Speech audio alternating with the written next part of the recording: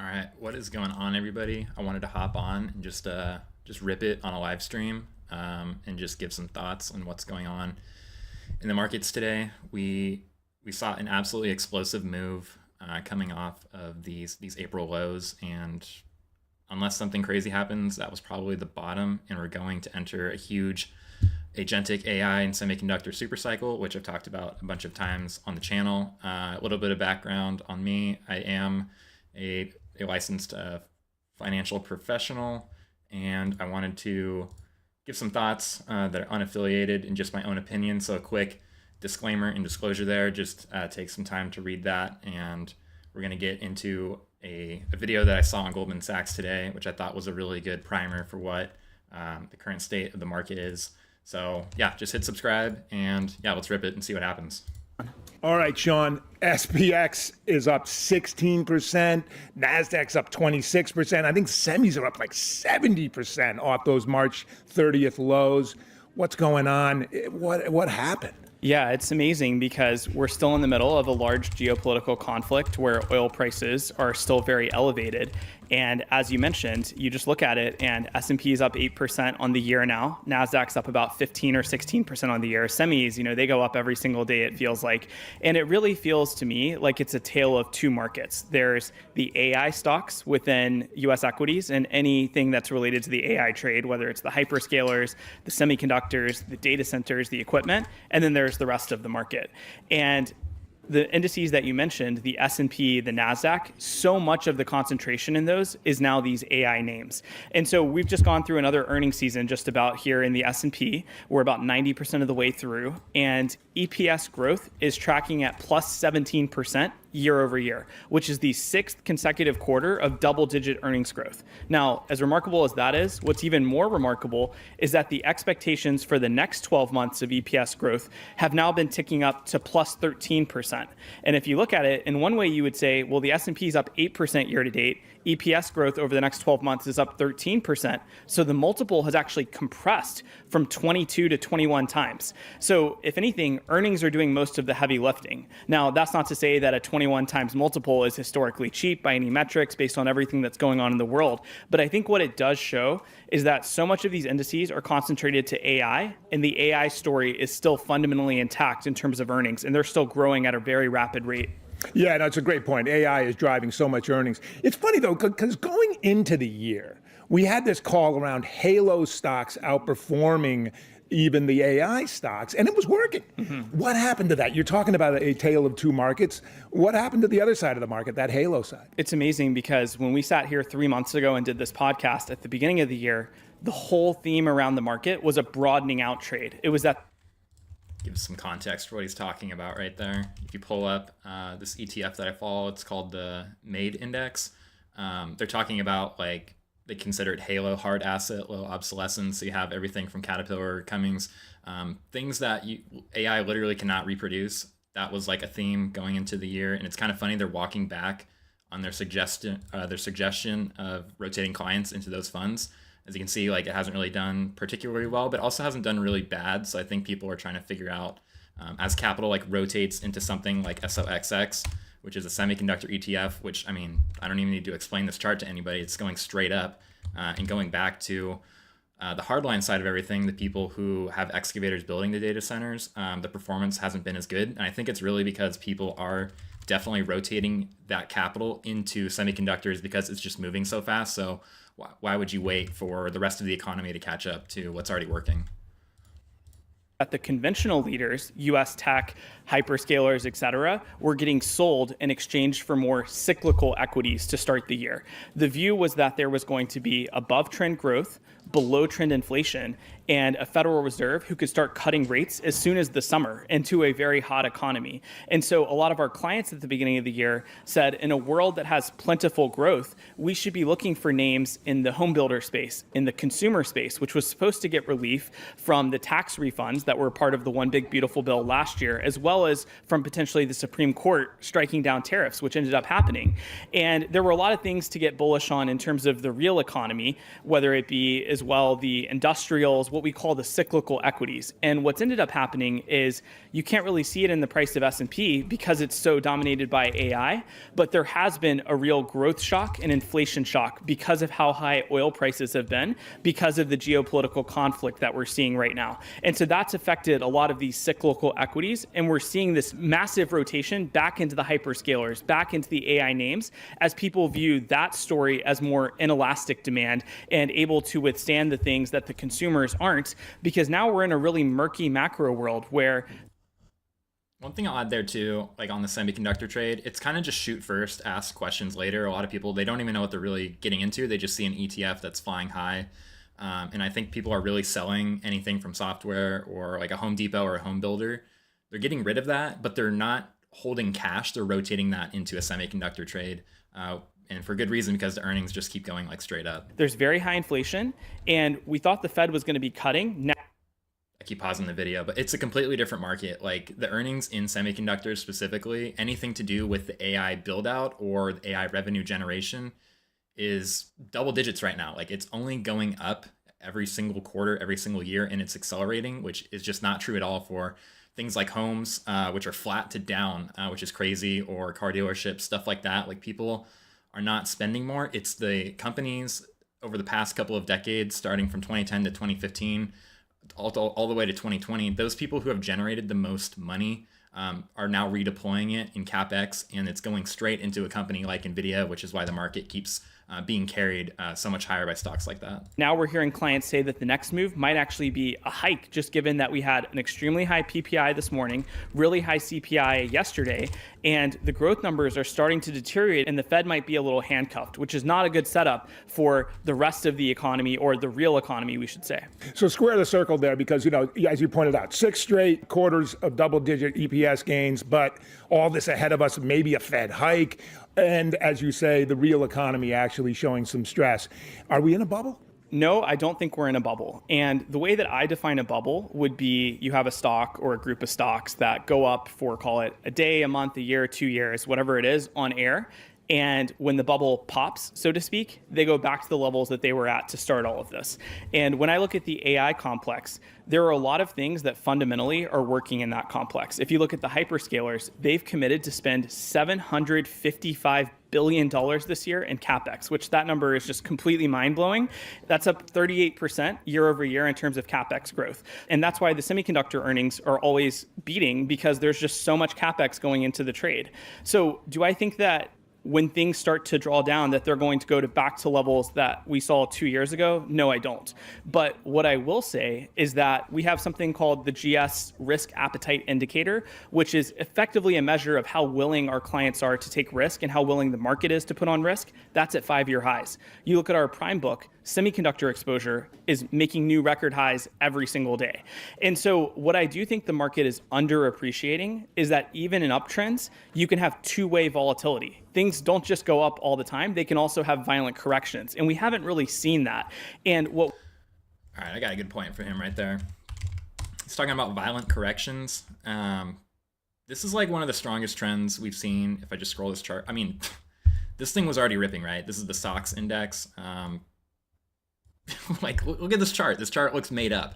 It's going straight up, and when you get a chart like this, it is hard because, I mean, obviously this isn't financial advice. I'm literally reading a chart here, so don't take this too seriously. You don't wait for a pullback, right? Like every single bar on this chart goes up every single day, right? You're getting consecutive days in a row, and it's not like this at all when people, they wait for a pullback and then they enter here.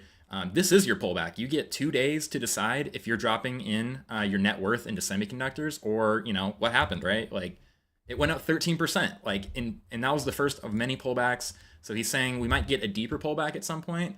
But even today, like this, the market opened, what? I'm not doing a good job at measuring here. The market probably opened around 3% down today, right? And this bar is already turning bullish. Like people stepped in and they're buying the dip on a 3% dip. That is showing incredible strength, which is really crazy to be seeing right now. So I don't know if we're going to get like a massive drawdown. We're definitely not going to see, unless something happens, right? Like we're obviously going to change our mind if we start to get more selling pressure up here. But to go back down to $300, I mean, that's a stretch, right? Like we're probably going to go back down to this moving average first. You're going to see what people decide if it's worth piling in, which based on what I'm seeing right now, these pullbacks are very, very shallow. So it's a good indication that this thing is going to start attracting a lot more buying pressure going forward. What worries me a bit more about the market right now, especially the semiconductors and AI story, is how much leverage there is in the system. There are a lot of levered ETF products that have launched that get you 2 times exposure to semiconductors or 3 times exposure to semiconductors. And those products inherently are what we call short gamma products, meaning to keep their constant leverage on days when the underlier is up, they need to buy a bunch on the rebalance, and when it goes down, they need to sell a lot. And so the reason that worries me is as leverage increases and as positioning and exposure increases, you could have a moment where something fundamental comes out that's negative and a stock should be down 3%. But because of all these deleveraging forces that exist in the market, 3% can turn into 10% very quickly on the downside, just like we've seen it turn into that on the upside. And I think that that's something that's underappreciated. Now, does that...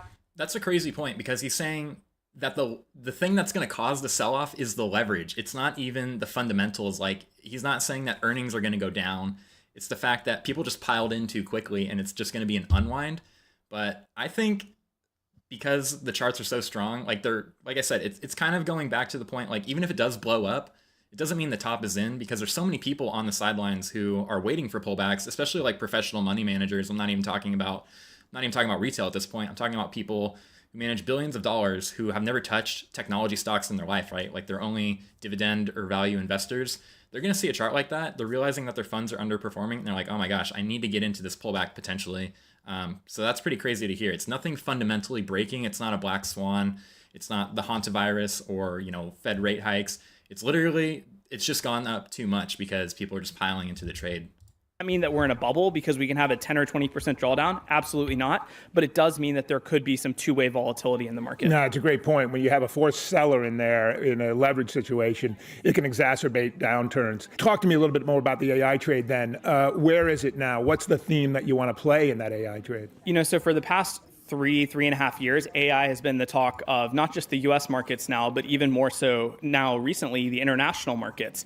And when I look at the evolution of the AI trade, at the end of 2022, beginning of 2023, it started with people looking for the picks and shovels, which were the semiconductors. Then it kind of expanded to the people funding AI, which are the hyperscalers via CapEx. And then it transitioned to the data centers, the people who are powering the AI trade, and then AI equipment. So in the last 6 months, what's really been in trend has been memory chips. Memory chips are things that have been around for decades, but now that there's an AI application, there is a lot of euphoria in names that have to do with AI memory.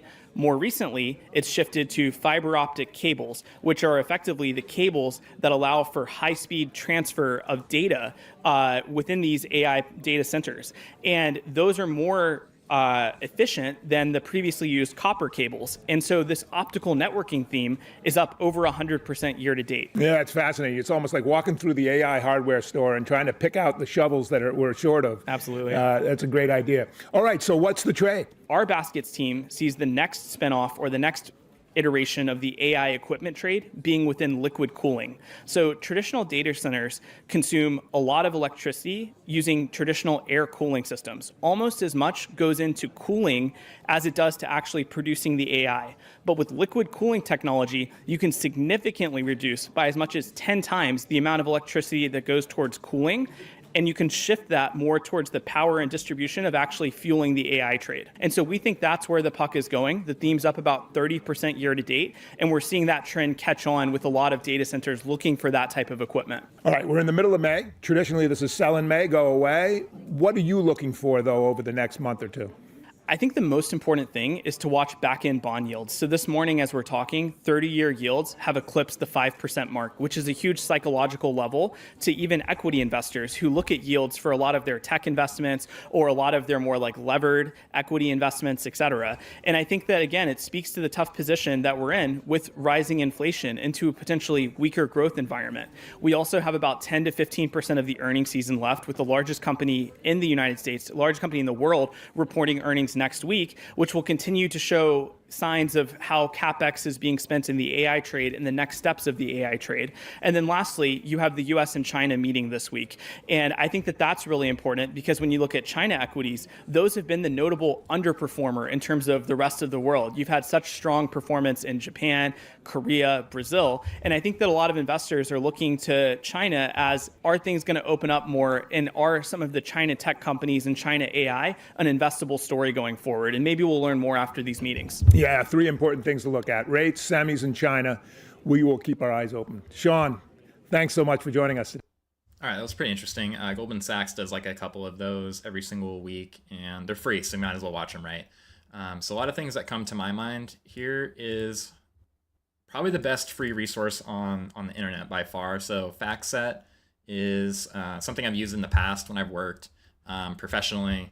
You use like FactSet, Bloomberg, S&P Global. They're all data providers, and they do a really good job of aggregating. This is the same stuff. Long story short, I'm just rambling here, right? So should have disclaimed I might bomb on this live stream, but we're just gonna roll through it, right? So what they do is they do a really good job of helping to give you a sense of how earnings are trending for the entire S&P 500 index. So if you've seen this before, hopefully I did not over-explain it, but there's one economy that is really driving the entire world right now, and it is AI. It's broad, but it's happening, and the concentration is getting real. So you need to look at this chart in two dimensions. So you have price, which is that blue line. This is the S&P 500 index going all the way back to 2016, and then that dark blue line is the next 12-month earnings per share estimate. So you add the next 4 quarters in a row, and this is across the entire S&P 500, right? So you have technology stocks, you have healthcare, you have utility stocks, etc. You add all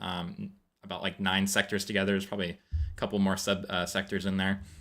But long story short, price historically follows earnings, right? And that is what I like to focus on this channel. It's what I've learned and practiced the whole time I've been an investor. You want earnings to go up, and price should generally follow in the same direction. But something that is just pretty crazy going on right now, and why I think it's very important, and why I even wanted to just rip this on a live stream, because it's getting crazy, right? Like, because earnings, they're accelerating higher, right? So I'm going to draw this line here. It's not normal to see that. So you go back to 2015, 2019, etc. There's been periods of consolidation here where earnings have gone completely flat, and also you can see the price below that has gone flat too. And this period over here too, nothing really happened, right? Like, technically there were a lot of like macro factors, but nothing happened in terms of like companies just blowing expectations out of the water, except for this period during COVID, right? Like, that's because earnings went down so much, the expectation wasn't as hard. But going back to what I was just saying about these two periods I highlighted now, you have tax increases, you have rate cuts, there's just a general contraction of money supply. So it's really hard to push earnings and corporate profits higher. But it's the complete opposite right now, what we're seeing. So going back to the very right-hand side of the chart, it's going straight up, and this is all from AI, right? And I have a whole presentation that we're going to get into right now, talking about everything that I'm seeing. Okay, so there's 3 massive points that I'm probably going to focus on for the rest of this channel, because I don't see this trend slowing down anytime soon. We are in a semiconductor, and we're in an AI supercycle, and those go hand in hand.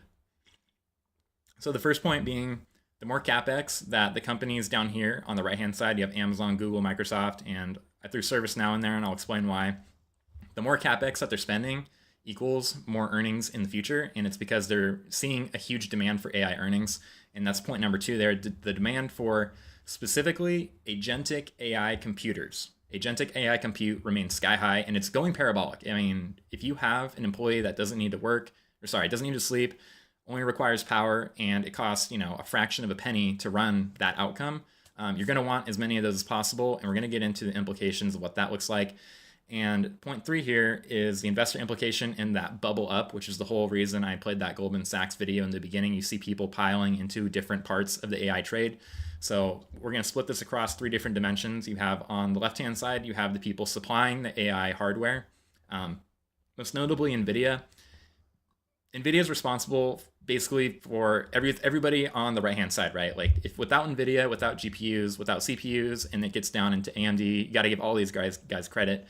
TSMC, Intel, they are supplying the picks and shovels for the AI revolution, and that was the whole reason that Anthropic and OpenAI were able to train across everything that's ever been invented in terms of data. to come up with generative and now agentic AI models. And everybody on the right-hand side, all the traditional companies that have made money over the past couple of years, they are the ones investing, going back cyclically, all the way back to the left-hand side, right? Like Amazon, Google, and Microsoft, they're all buying from these guys over here because they want to accelerate their AI earnings. They want agentic AI, and they want earnings to bubble up as high as possible. So, like I said, we're just going to rapid fire through this. There's no structure to this presentation at all. I just have a bunch of screenshots that I wanted to get through and share with you guys on the channel. So we just saw, apparently, according to Andreessen Horowitz, they have free research out there as well, so you might as well read it. This was the fastest market recovery ever. I don't know about all time, because it only goes back to 2007, but this is where I think things are getting really crazy. It goes back to the whole point of earnings going up exponentially. AI agents are undeniably going up exponentially, and earnings, I think I just said that, earnings are going up exponentially, but so is price, right? Obviously, this is not financial advice, but a good point in history where this has happened before and where there might be a similarity drawn is during 1995 when the dot-com era started to take off. Like, people started piling into those trades. Unfortunately, I don't think everybody saw like an ROI, but a lot of people, I think, forget how insane markets can get before the bubble blows up, right? So I highlighted two areas on the chart. We're comparing 1995 to 2026, kind of like when the internet started really taking off, like all the fiber optic cable was laid. But now we're seeing the use case for that, go exponential. And I think that's what we're starting to somewhat see. I can't see the future, but hey, that's just what the charts are looking like. And we're going to come back in a few years and see if we were right or not. Okay, so moving forward, CapEx, right? Amazon, Google, Meta, Microsoft, and Oracle. Go back on my channel, watch all the videos that I've talked about. And if you don't go on my channel, you need to think historically of expectations versus what's going on today. Expectations have been raised pretty much every single quarter, every single year, right? So there's two charts, two dimensions here, and I circled the one that you want to pay attention to. They're spending $805 billion on CapEx across 5 companies, and that is a raise to revisions from the prior estimate of 765. So not only are they already spending, almost $1 trillion a year, but the expectation is they're going to spend more and more every single year. And why are they doing this, right? Like, why do we keep spending all this money on CapEx?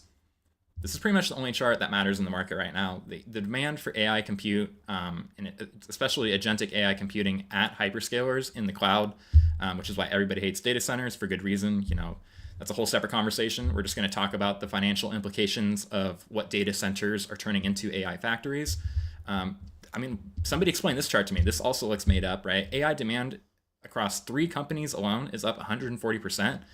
And you're already starting with the largest companies basically of all time, right? So the largest companies of all time are going at 140% as a collective, which that's not normal at all. And there's a fundamental reason for why it continues to keep going up. It's because things are moving towards agentic AI, right? So what even is AI? So like back in the day, and we're talking like 2011 here, the whole concept of like machine learning, even before that, right? Like everybody's trying to automate everything. It's always been a thing. You always want, process automation, right? But now they got into machine learning by around like 2010 to like 2020. That's when people were transitioning into data scientists and we're trying to like predict data using data. But that really, it's always been limited, right? So that's why they came out with generative AI and things like ChatGPT that you're able to say, hey, generate me this presentation, for example. And it still requires a lot of back and forth between the user. But here's where things are getting insane is we're getting into what's called now agentic AI, right? So that is going to be goal driven. So it's, think of like the Matrix, right? You have Agent Smith, literally like he is a computer program and he does things for you. He is your employee. So your computer is now your employee. That's how I think of it. That's how all the executives think of it across all these AI companies. And that's how they're starting to make money. They're not making money depending on how much content they're generating. They're making money based on how many goals they are achieving for your organization, which is why I threw ServiceNow in there. That's a really good example. And this has been going on for a while. So long story short, agentic computers equals more intelligence, right? Like you have AI. I is intelligence. That's always been the goal. And who doesn't want more intelligence, right? Like that's how we solve, scientific breakthroughs. That's how we discover more efficient ways of learning. Obviously, these would be good scenarios if this was actually taking place and benefiting society, but that's a whole separate conversation, right? But long story short, intelligence is going up. We have more intelligence than ever, and we need faster and stronger computers than ever to produce more agentic models and more agentic capabilities. And that's the trend, right? Like you're looking at McKinsey here, they're predicting in the existing data centers, right? And actually, we're going to get into what that means for existing data centers, because things are transitioning not from AI workloads, but they are going to be all AI workloads. Like, I don't even think we can consider them data centers anymore, right? Because a data center like implies that you're storing data there and you're not really doing anything with it. It's more like a storage unit. But imagine if you took a storage unit and you turned it into a factory. So that's exactly what's going on. So the more data you push into it, the smarter your factory gets, and the number of AI workloads is going to go up, 3.5 times. And that's just to the end of the decade. Like, out until the end of the decade. I want to repeat that. It's going to go up 3.5 times, but I think, the trend should just be up only from here, as long as we don't run out of power. Literally, it's only going to go up because they only continue to spend more and more. And this is where, I follow Jensen a lot. He really does give you the facts as they are. Like, he's been saying this since 2024. He has described companies like Microsoft turning into a software factory into an AI factory. And that goes back to the whole principle of why Microsoft buys NVIDIA's GPUs in general. It's because they're now unlocking, that agentic AI capability, and they're going to generate software, and their data centers are all going to be generative in real time. They're not going to be, have to write a program, right? The software itself is going to write and program itself, and that's why things are turning into an AI factory here. I've used this chart a bunch across my channel. There's going to be 1.3 billion AI agents by 2028, probably a low estimate. I keep saying that. I'm going to continue to keep saying that. And you're starting to see that take over the corporate enterprise environment. So 40% of AI apps will be integrated with task-specific AI agents by 2026. Could be 100%, maybe not 100%, 99% by the end of the decade. That's just the trend of where things are going. Companies are trying to get more efficient, and they want to hire as many AI agents as much as possible because it's profitable too. Okay, so we're going to slow down here, and we need to give some context for what we're looking at in this chart. So the cost per token has gone down exponentially, right? Like, look at the left-hand side of this chart. It used to be, a factor of 10 down to less than a penny. So computing used to be really expensive, and this is kind of the bear argument. Well, what happens to, all these stocks if things start to become more cheap? It shouldn't be profitable anymore to run these models, right? And actually, that's the complete opposite of what we're seeing, because as you lower the cost of computing, your use cases are going to go through the roof, right? So a good example that I heard is comparing it to coal during the Industrial Revolution. That token technically isn't very expensive, but the fact that you can produce so much more coal or tokens now makes the use cases go, sky high, right? And that's what we're seeing already at the hyperscalers, going back to this chart. So even though technically per token, they're not generating a ton of money, it's the fact that they're generating trillions at a time, or just, burning more coal in prior revolutions, or think of the railroad, right? That's what's going on. The use cases are they're going sky high. They're going triple digits, which is, it's not normal, because these companies are the largest in the universe already. So the fact that they're going triple digits is it's a big deal. So that's the whole point of this presentation, whole point of this stream. So moving back to where we just were, come on. Okay, so what I just said was the cost per token is going down. I've shown this chart also. Last time I displayed this chart, Anthropic's, annual recurring revenue was at 30 billion. Now they're at 40 billion. So for anybody saying we're in a bubble, this is not sustainable, it just went up 14 billion in what? I don't even have the scale, 2 months. I mean, you can start laughing at this, because it's just crazy, how much more revenue things like Anthropic or ChatGPT or any other, generative large language model is generating, because of the use cases are just going sky high. And that's, why NVIDIA remains the top company on the planet. It's because the more NVIDIA GPUs that you have, the more revenue you will generate. And go watch Jensen. That's what the first thing is going to fly out of his mouth. And here's another insane chart. We're going to get into the insane charts next, because there's a lot of them. There's a lot of insane charts to go through. If you don't know what CoreWeave is, long story short, they pretty much buy, thousands or hundreds of GPUs from NVIDIA at a time, and they rent it to people. So kind of similar to what Bitcoin mining was, where they have all this excess computer and now they're just renting it out to a Microsoft, to you name it, right? Anybody who needs a computer, CoreWeave has it. And the revenue backlog went from 25 billion at the start of last year to 99 billion, and it's growing. That's crazy. They're at it, and man, $99 billion for one company is crazy. And that, it goes back to the software side as well. Software stocks that keep getting destroyed, looking at Microsoft, Oracle, Salesforce, and ServiceNow, Palantir, you name it. Anybody who's a software stock, apparently they're going to go out of business. But once again, here's another insane chart, because if these companies who are traditional software providers are going out of business, then why would ServiceNow come out and say that they're going to grow revenue at 20% out until the end of the decade? Like, this chart's going to double again. So that conversation is going to get completely annihilated at some point as well. I don't have a crystal ball, but looking back to what happened with Google versus OpenAI, right? Like, people thought Google was going to go out of business, and Gemini has proven to be the most useful thing, like, pretty much ever, right? And people probably use Gemini more than OpenAI in most cases. So same thing is going to happen with software companies. You're going to see which software companies can transition into an AI company or a non-AI company. And if you're not an AI company, you might go out of business. But ServiceNow, they're an AI company, so they're going to grow revenue at 20%. And it's the same playbook. And it's why I think software companies cannot catch a break. It's because Anthropic does something like this, and investors, they want to see the same thing come out of Microsoft. They want to see the same thing come out of Oracle. Why can't you guys grow revenue at $14 billion like in a month, right? Like, that's the argument right now. Even though these stocks are like trading at generational low points, like lower than 2016 levels, which was the last time software saw like a massive sell-off. So here's something that you just got to have on your radar, even if you agree with it or not. And this is already impacting, all of society. AI agents will replace people. I'm not in control of this. I just thought I'd share this information. Companies, they might not fire people, but they're not going to hire as many people, which, that's just unfortunately what's going to happen, right? So, they're spending trillions of dollars a year on it. These companies are becoming more profitable than ever. These charts look made up, and that is the trajectory of where society is headed. So let's see what else we got. This is all I'm going to end it with. You have NVIDIA, Jensen Huang. They expect $1 trillion in revenue because the demand is just so sky high. So let's look at some charts now. All right, going back to earnings, right? So earnings are going straight up. That was the whole point of that presentation. I know I was kind of just rambling there, but it's all AI. It's all AI that's carrying this trade. Utilities, I guess, like power generation might be the next thing. And then right now we're in the hardware layer, right? You're going to have the power layer at some point. I guess you could argue that's already going on. And then you're going to have like the software application layer. And then the final layer is probably going to be like the robotics and the self-driving cars and stuff like that.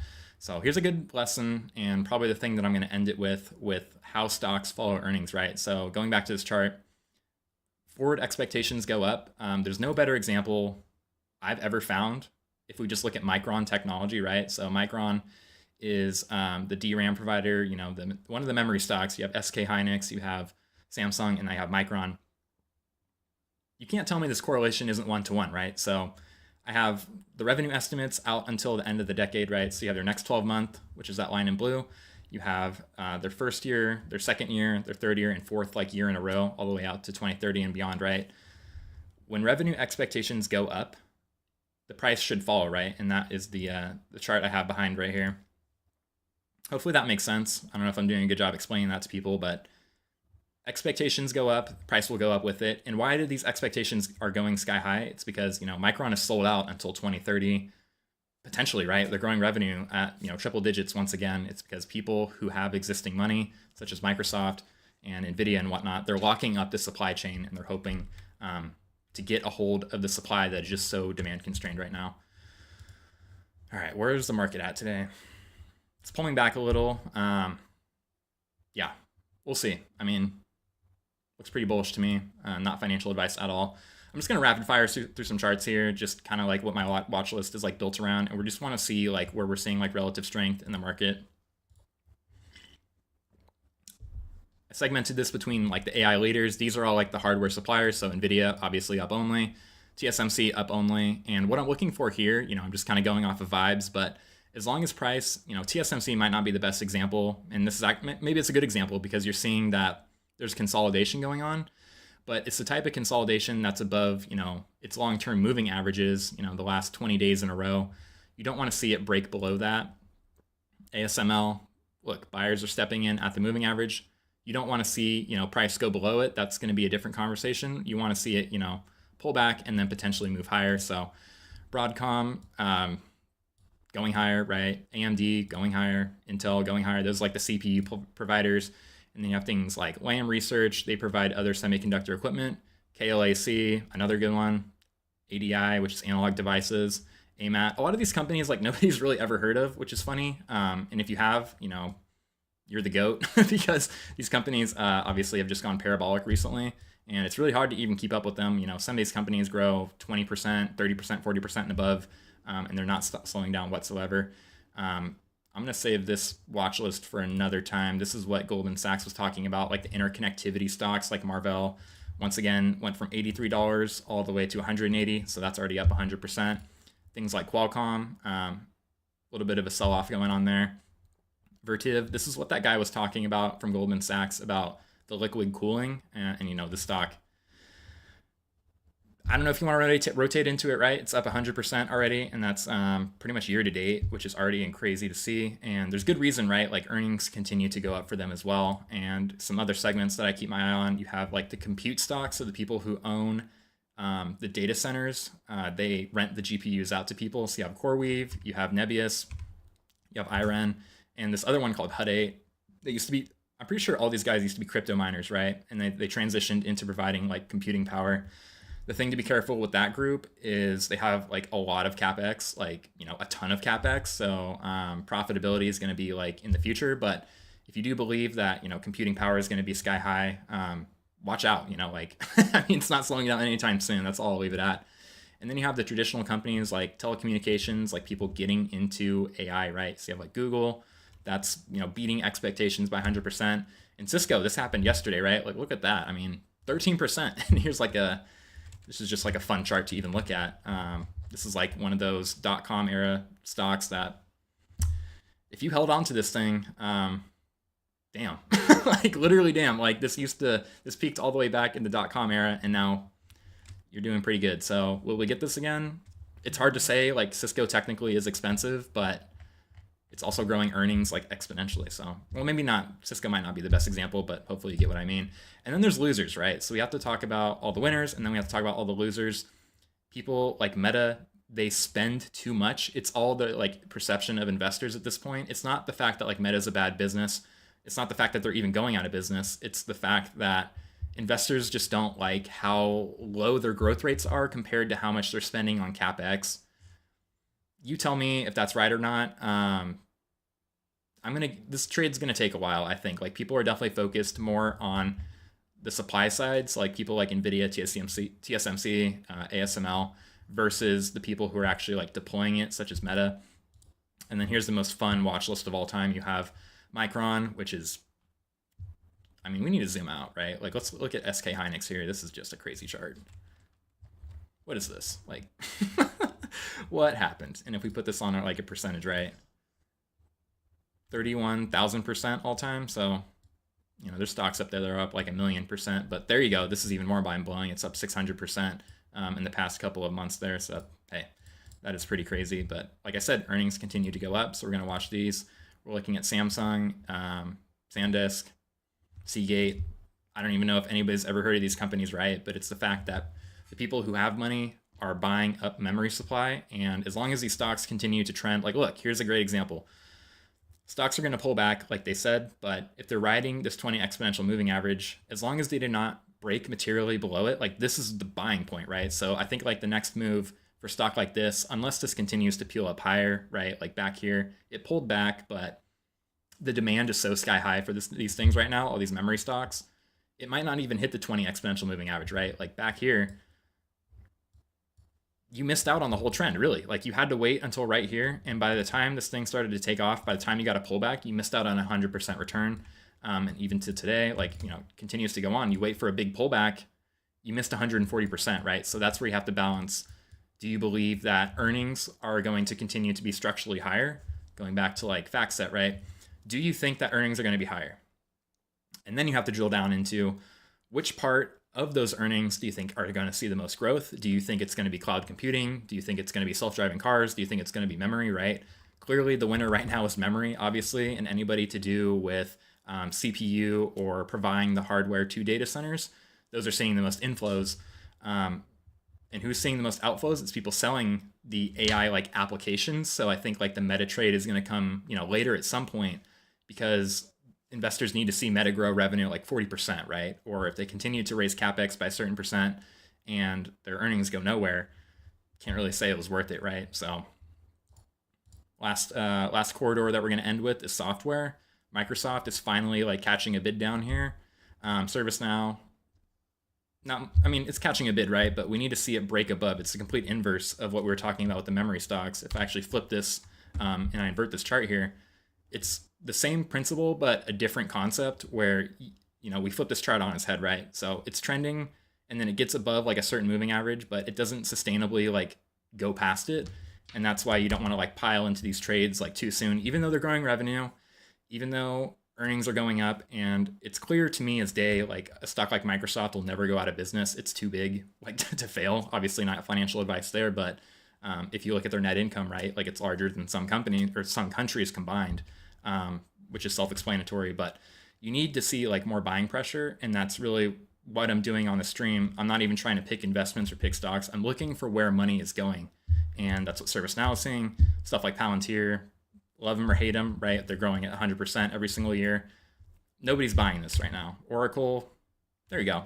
Like here you go. Oracle is probably the first of one to catch like a trade here. It's getting above its moving averages. Here's a not so good winner, CRM. No reason to really touch it, in my opinion. Same with Adobe. These are all AI companies, right? Like all these companies are going to transition to be generating AI tokens. And that's the whole reason they're investing so heavily. They want to grow their top line through agentic enterprise delivery, but investors just don't buy it. And the reason they're not buying it is because semiconductor stocks are doing so well. Same with SAP. A lot of these companies who are never going to go out of business, they're just not able to get above their moving averages there. And some other losers, you got stuff like DoorDash not doing anything, Spotify not doing anything, Netflix. People are rotating out of different sectors of software, people who they don't know what the AI trade is going to look like for them. So that's really it. You're either an AI company or you're not an AI company. And if you're not an AI company, you're just not going to win, right? So here's the last thing we'll end with is the power supply. So like GE Vernova, excuse me for mispronouncing that. Really strong uptrend there. Caterpillar, really strong uptrend there. So these are the guys providing like literally the hard lines for the data centers and Quantus Systems or something. Just learned about this one. Obviously missed a trend on that too because it's really expensive. Some of these power stocks, they trade at like triple digits. EPS, monolithic power, that's the one I had in mind. You're getting a pullback there. So we'll see if this breaks below. But yeah, going back to what we were talking about with the AI leaders, as long as NVIDIA doesn't go down, as long as people continue to buy NVIDIA GPUs, you're just going to see this chart continue to do this. As long as, Jensen Huang comes out and he sees $1 trillion in AI revenue directly for one company, we're just going to continue to build out AI. So that's where I'm going to leave the stream. Thanks for everybody for joining. Hopefully you guys like that, and peace out and subscribe. See ya.